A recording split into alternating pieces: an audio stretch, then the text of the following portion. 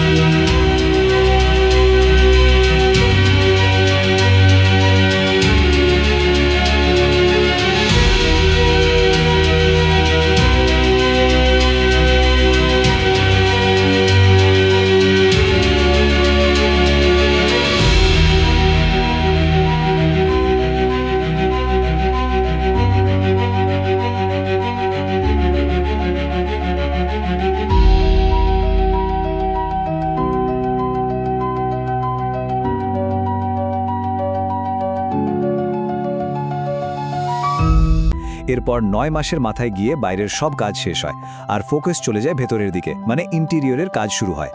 আর সে কাজ শেষ হতে লেগে যায় আরও 3 মাস। ছাদ ঢালাই তো হয়ে গেল, কিন্তু এরপরই আসে একটা ভীষণ জরুরি ধাপ, যেটাকে বলে কিউরিং। সোজা কথায় কংক্রিটকে জল দিয়ে ভিজিয়ে রাখা। এটা কেন এত ইম্পর্ট্যান্ট? কারণ এই প্রসেসটাই সিমেন্টকে তার আসল শক্তিটা দেয় আর বাড়ির কাঠামোকে মজবুত করে তোলে। অনেকেই কিন্তু এই ব্যাপারটা এড়িয়ে যায়, যদিও এটা খুবই গুরুত্বপূর্ণ। আচ্ছা, দেয়াল প্লাস্টার করার আগে কিছু কাজ আছে যা চোখে দেখা যায় না কিন্তু অসম্ভব জরুরি। যেমন ধরুন, ছাদটা ঢালাই করার সময়ই ওর ভেতরে লাইট, ফ্যান এই সব কিছুর জন্য ইলেকট্রিকের পাইপ বসিয়ে দেওয়া হয়। ভাবুন কি দারুণ আর নিখুঁত একটা প্ল্যানিং।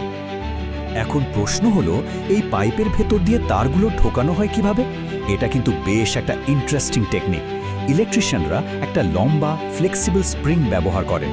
সেটাকে পাইপের এক মাথা দিয়ে ঢুকিয়ে অন্য মাথা দিয়ে বের করা হয়। তারপর স্প্রিংয়ের সাথে তারটা জুড়ে দিয়ে ব্যাস এক টানেই কাজ শেষ। কি সহজ আর দারুণ একটা কৌশল, তাই না? এই সিস্টেমগুলোকে বলা যেতে পারে বাড়ির শিরা উপশিরা, মানে পুরো বাড়িটাকে সচল রাখে। ইলেকট্রিকের জন্য যেমন ভালো কোয়ালিটির পলিস্যাপ ব্র্যান্ডের তার ব্যবহার করা হয়েছে, তেমনি রান্নাঘর আর বাথরুমের জন্য প্লাম্বিংয়ের লাইন বসানো হয়েছে। আর হ্যাঁ, বাথরুমে যাতে একটুও জল লিক না করে তার জন্য মাল্টি লেয়ার ওয়াটারপ্রুফিং করা হয়েছে। তো 9 মাস কেটে যাওয়ার পর প্রজেক্টটা একটা নতুন দিকে মোড় নেয়। এখন আর ইট সিমেন্টের খটখটে ব্যাপারগুলো নেই। এখন ফোকাসটা পুরোপুরি চলে যায় ভেতরের দিকে, মানে বাড়িটাকে ভেতর থেকে সুন্দর করে সাজিয়ে তোলার পালা। ইন্টেরিয়র ডিজাইনের কাজ শুরু হয় এখান থেকে। ফলস সিলিংয়ের ব্যাপারটা দেখুন, কিভাবে একটা সাধারণ ছাদকে একদম বদলে দেয়। প্রথমে ছাদ থেকে একটা মেটাল ফ্রেম ঝোলানো হয়, আর তার মধ্যেই লাইট আর ফ্যানের জন্য ওয়্যারিং করে নেওয়া হয়। এরপর জিপসাম বোর্ড দিয়ে সেটাকে ঢেকে দেওয়া হয়, আর সবশেষে পুট্টি আর রং করার পর পুরো লুকটাই পাল্টে গিয়ে একটা দারুণ মডার্ন ফিনিশ আসে। এবার আসি টাইলসের কথায়। বাড়ির এক এক জায়গায় কিন্তু এক এক রকম টাইলস ব্যবহার করা হয়েছে, আর তাদের খরচও আলাদা। যেমন ধরুন, বাইরের পার্কিংয়ের জন্য ব্যবহার হয়েছে 35 টাকা স্কোয়ার ফুটের টাইলস, কিন্তু লিভিং এরিয়াতে সেখানে লেগেছে 190 টাকা স্কোয়ার ফুটের স্মার্ট মার্বেলস। এগুলো আসলে মার্বেল নয়, কিন্তু দেখতে ঠিক মার্বেলের মতোই। বড় সাইজের পলিশ টাইলস, যা ঘরটাকে একটা প্রিমিয়াম লুক দেয়। ইন্টেরিয়রের ক্ষেত্রে না, এই ছোট ছোট ডিটেলিংগুলোই কিন্তু আসল ম্যাজিকটা করে। তো অবশেষে 12 মাসের একটা লম্বা আর কঠিন পরিশ্রমের পর সেই খালি প্লটটা একটা সম্পূর্ণ বাড়িতে পরিণত হলো। জার্নিটা শেষ, এখন শুধু একটাই প্রশ্ন বাকি। এই পুরোটা বানাতে মোট খরচ হলো কত? পুরো প্রজেক্টটা শেষ করতে মোট খরচ দাঁড়িয়েছে প্রায় 1 কোটি টাকা। হ্যাঁ, একটা আধুনিক ডুপ্লেক্স বাড়ি বানানোর জন্য এটা অবশ্যই একটা বড় বিনিয়োগ। ভাবছেন এই 1 কোটি টাকা ঠিক কোথায় কোথায় খরচ হলো? চলুন একটা ছোটখাটো ব্রেকডাউন দেখি।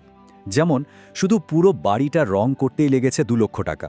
ওয়ার্ড্রপগুলোর জন্য ল্যামিনেট শিট কেনা হয়েছে 1.5 লক্ষ টাকার।